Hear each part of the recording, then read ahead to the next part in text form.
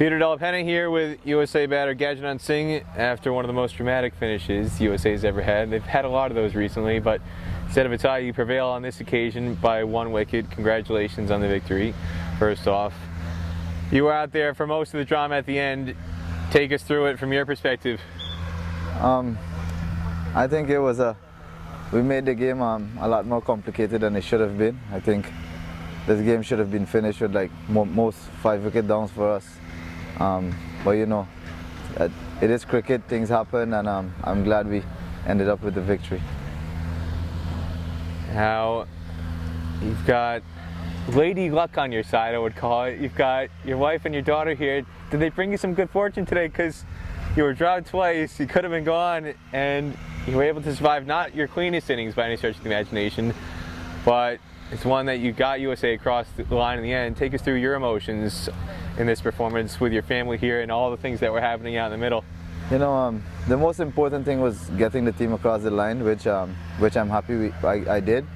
You know, having family out on a tour with you is always good. Keeps you calm, keeps you settled, and they're having fun, which means they're happy and I'm happy. Why was it so challenging out there today? It was a tougher wicket to start on, especially against spinners. It was gripping, it was gripping and it was spinning slowly. So I think the start, you know, at the 40th over, I think, you know, after a good partnership between Monank and Aaron, I think the start was a bit tough. But if you get in, you can score on this wicket, and I just thought I should give myself some time, the chance to get in, and as long as I get in, I know I can score. What was more nerve-wracking for you during that final 5-6 overs in particular, being at the striker's end or being at the non-striker's end? A bit of both, I think, because I thought we played some rash shots. Some of the guys played some rash shots, but you know, all's well that ends well, Peter. How much of the lessons from the tied match against Nepal did you take out of that in order to not fall short like you did on that occasion? Yeah, it was just a matter of staying calm.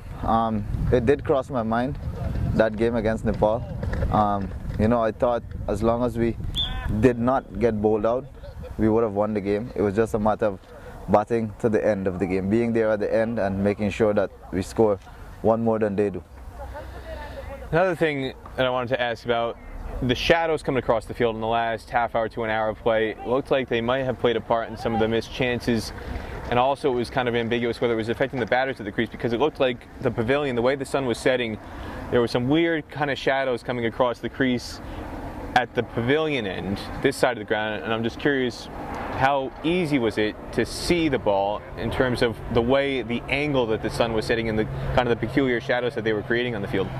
Being batting at the far end of the ground, it was a bit difficult. The sun was setting right in your peripheral vision, right under your eyes at the back of the pavilion.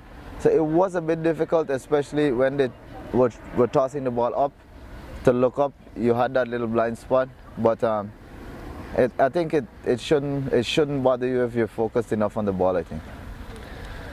Now, we had a lot of weird things happen today. Near the top of the list, I think people have forgotten about now, considering how the match ended, was the sight screen being nearly destroyed, and that caused a 48-minute delay.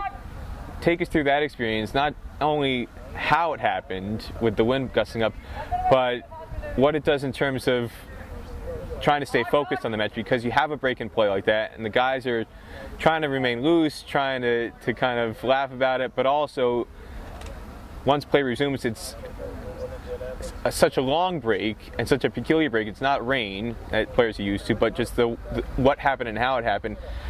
And I just want to get, from your perspective as a player, what was going on from the USA squad perspective, and A, as it happened, and B, just trying to keep focused and keep engaged in order to stick to the task at hand once play did resume. It was a freak scenario, I think. The wind gusts were just crazy at that point, and you know, the side screens here are built for white, and I think having no holes in them made the wind take hold of it. But the break, with the 48-minute break, I think we took a second lunch break.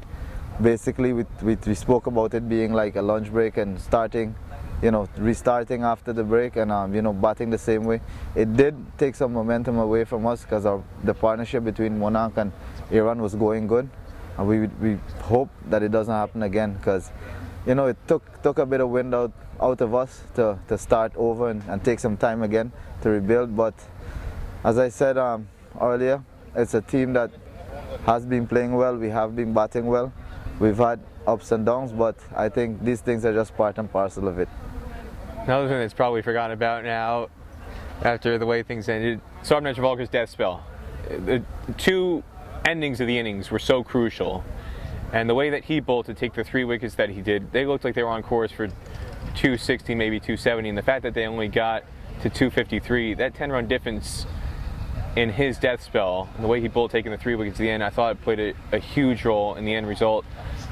How would you evaluate his performance and the factor that it played on today's victory? Saurabh has been a champion player for the US for a long time now. I think he knows his skills very well. We've actually spoken about the fact that in the warm-up games he didn't get any wickets. The first spell went by, he didn't get any wicket, but he knew what he wanted to do, and I think his execution, his skill level is very high, and the way he executed his Yorkers, his slow balls in the back of the leg, I think he knew exactly where he wanted to bowl. He knew where his fielders were, and he knew how he wanted to get players out. So Saurabh is just backing himself. He's being himself. He's our best bowler for a few years now, and I hope he continue being that way. At the start of the day, everybody was putting sunscreen on and short sleeves, and it was quite hot out, and everybody's kind of shivering here at the end. What has been the biggest challenge in terms of adjusting to the variance of conditions here in Aberdeen? I think it's beautiful weather. I love it. I don't mind playing in this weather. Trust me, Peter, you were in Texas. You will take this any day compared to that. I think it's a beautiful place to play cricket. The facilities are awesome, and the people here are super nice. Of all the crazy things that happened today, what's the number one thing you're going to remember most about today's game? Oh man, that's putting me on the spot there. Today's game? Probably Cammy's run out. Because he gets spikes for everyone and he slipped. And when that happens, the fact that it caused you to be at the non-striker's end, what was going through your mind? Oh man, I was thinking Saurabh needs to play the best 2 balls of his life. I took a chancy single there because I didn't want him just coming in.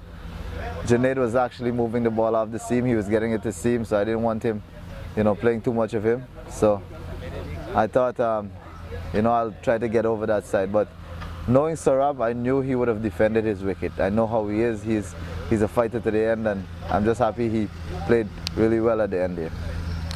Anything else you want to say about today's game? No, I just want to say we need to go from strength to strength, get better every game, and keep supporting us, all the fans. Thanks for the support. There you have it, Gajanand Singh, after today's 1-wicket victory over the UAE. Congratulations again. Thank you, Peter.